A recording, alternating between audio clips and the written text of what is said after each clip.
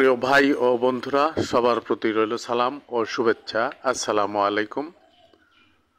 যার আছে মাথায় তেল সে খায় জয়সাগরের বেল, এমন প্রবাদ বাক্য এই নিমগাছি এলাকা বা সিরাজগঞ্জের মধ্যে প্রচলিত আছে।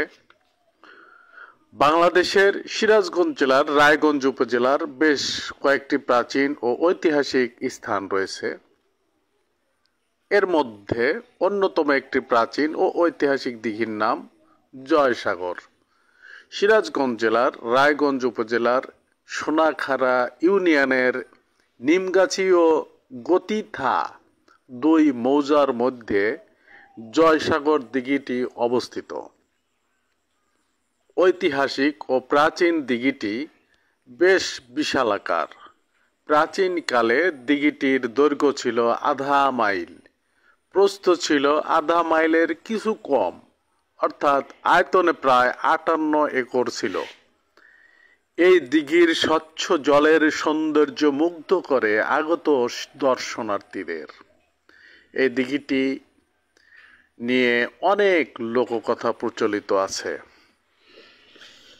সেন বংশীয় রাজা অচ্যুত সেন গৌড় অধিপতি ফিরোজ শাহর করদ রাজা ছিলেন। তার রাজধানী ছিল কমলাপুর।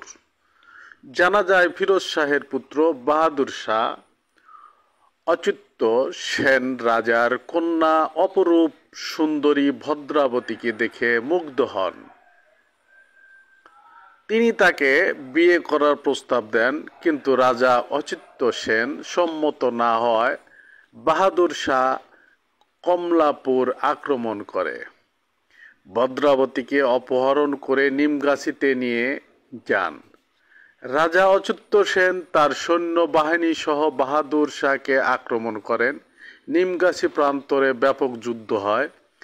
বাহাদুর শাহের মুষ্টিমেয় সৈন্য সেনরাজের বিরাট সৈন্যবাহিনীর কাছে যুদ্ধে 1532 অথবা 34 খ্রিস্টাব্দে পরাজিত বরণ করেন।